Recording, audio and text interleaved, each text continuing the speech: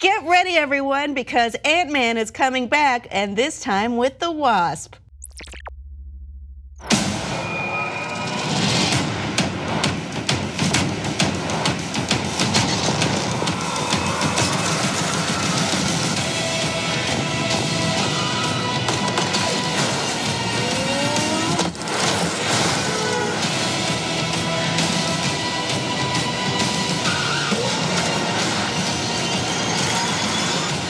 Maybe you just need someone watching your back.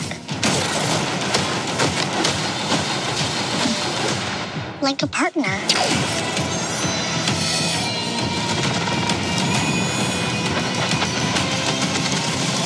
Hold on. You gave her wings? And blasters. So I take it you didn't have that tech available for me? No, I did.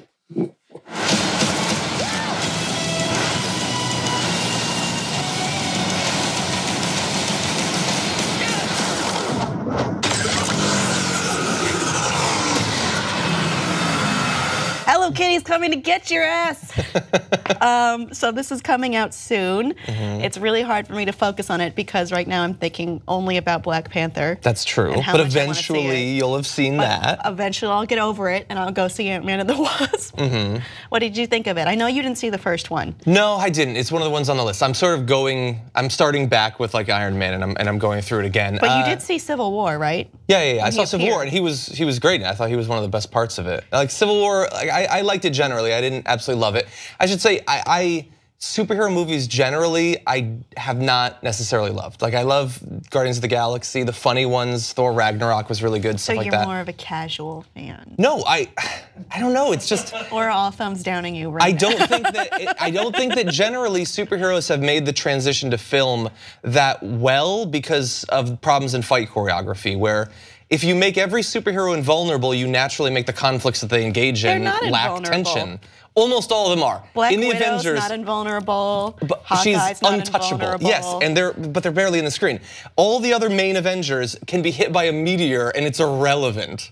That's why the ones where they can act like Logan gets stabbed, he doesn't heal. That's interesting. But anyway, Ant-Man looks funny because I think that the funnier Marvel movies have generally been better than the serious like DC movies. I think Evangeline Lilly looks like a great addition to it. And something that I think draws in a lot of the nerdy types to movies is when you just open up possibility. Like if you can shrink a thing and then make it bigger, that trailer demonstrated, suddenly your mind just starts working. What are all the different things we could do with this? We can make a Hello Kitty thing all of a sudden huge. That makes me interested in seeing it. They did do that in the first one. Okay. It looks like they're playing with it more now that you have two characters in shrinking, expanding suits.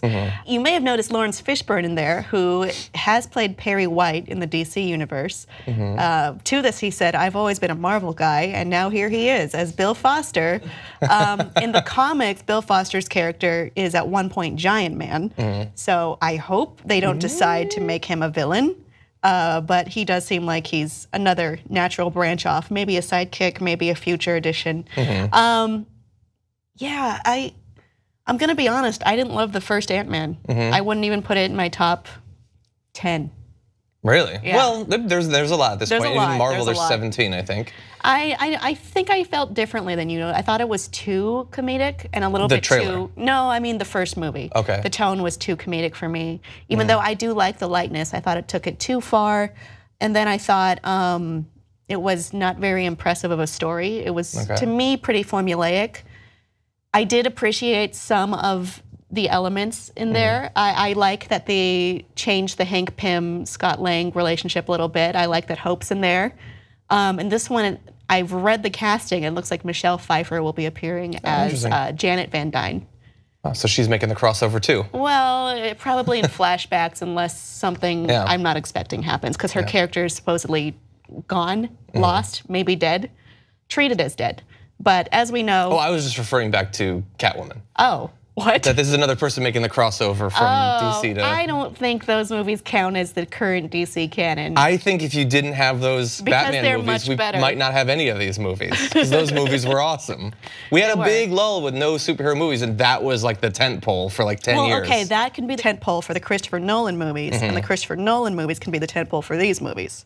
So it's like but I think we have to acknowledge, like, for a long time, You had the crappy TV shows way back in the day, and then what did you have for a long time? I think the word is campy. Campy, yes. But you had Batman, you had Blade, and you had the X-Men movies, which nobody apparently liked except for me. The X-Men movies weren't great. They handled Dark Phoenix poorly, and they're going to handle Dark Phoenix poorly again. Probably. Probably. But anyway, I'm just thankful of those because then we get to have stuff like Guardians of the Galaxy and Black Panther coming up soon and Ant-Man as well. Okay, so I can get on board for the principle of it all. I don't know if I'm on board for this as a standalone movie. Okay, well, we'll see. It looks cool. I'm not going to go see it. I'm going to go see it. It's just, shoot, all I can think about is Black Panther right now. Audience, are you psyched for Ant-Man and the Wasp? Or are you still on that Black Panther hype train with me? Please let me know below and like and subscribe for more.